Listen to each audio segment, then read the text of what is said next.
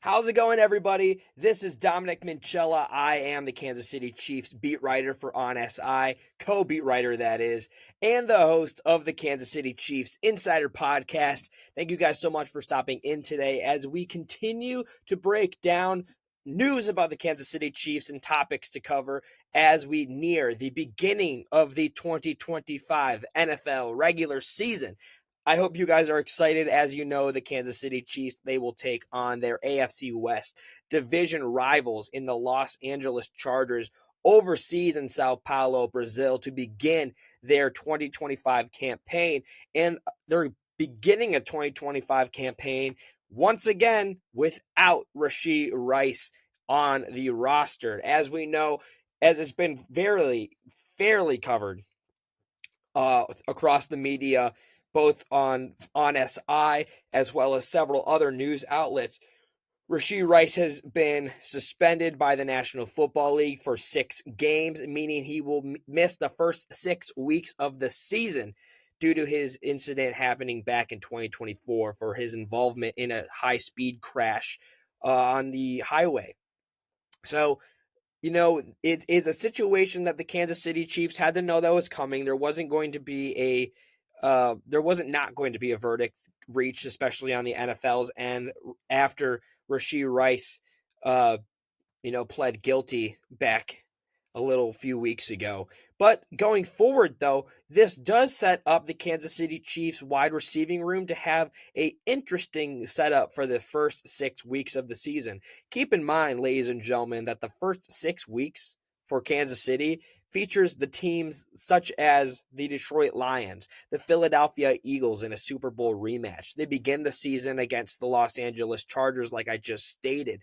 They also take on other teams like the Baltimore Ravens. There's a tough schedule that they have to deal with, and without having a very talented player in Rashee Rice. Keep in mind that Rashee Rice, through the first 4 weeks last year before he went down to an LCL injury, was on pace to be one of the best wide receivers in the National Football League last year.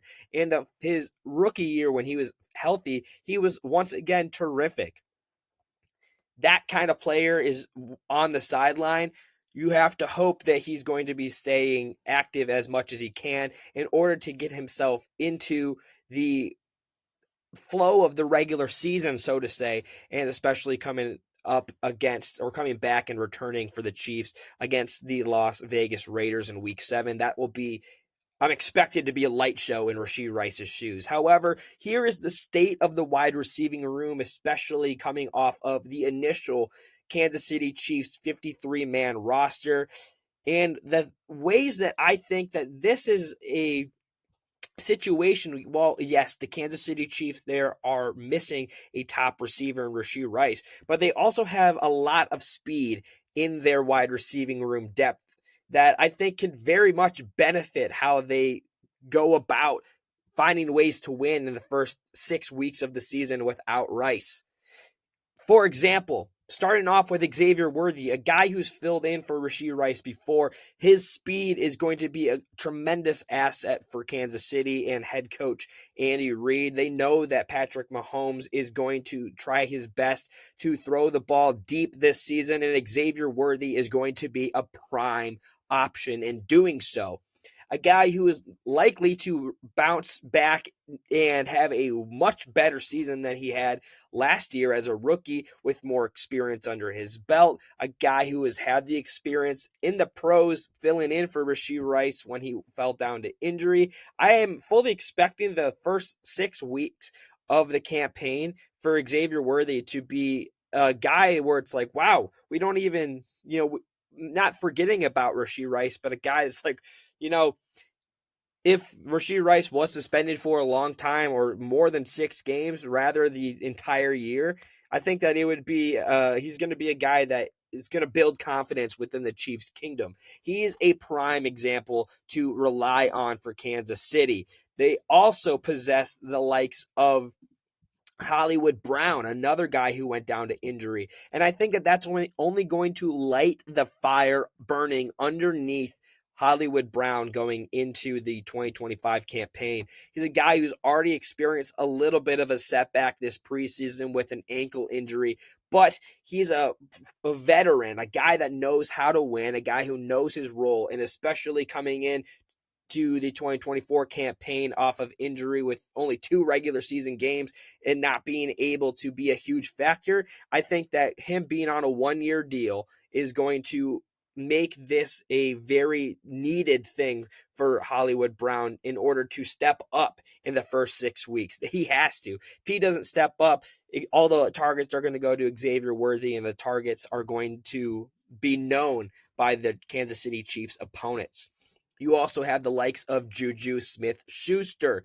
Smith-Schuster is likely to be a guy that they go to for short gains, a guy who's going to fill in every now and then, a veteran presence, a leader. He had a fairly nice preseason and he performed well during training camp. I think that in the small gains that he has, he could even be a surprise deep target asset. I think that he's a guy that the Kansas City Chiefs are going to have to rely on. Keep in mind, he had sub 300 receiving yards last year. And as a veteran, they would love to do whatever it takes to help out the likelihood of success for the franchise. And I think that in the first 6 weeks, that's when we're going to see Smith-Schuster shine.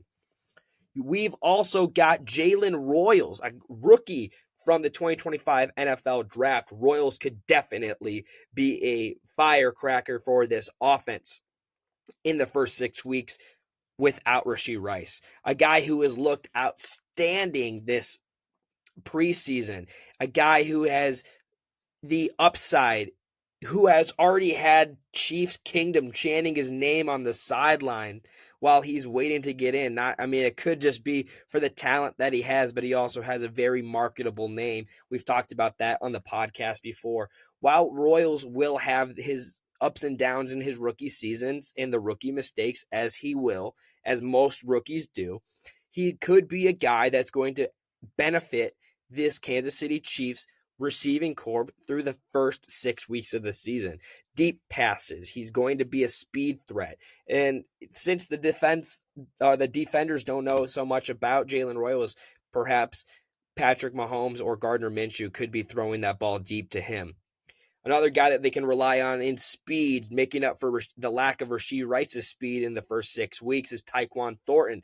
Thornton has just been one of the better wide receivers for the Kansas City Chiefs this offseason and really earned his spot, kind of kicked Sky Moore right out of Kansas City in replacing him, so to say. While he could be a guy that they could be leaning on from plays here and there, he's going to make the most of the opportunities that he's given.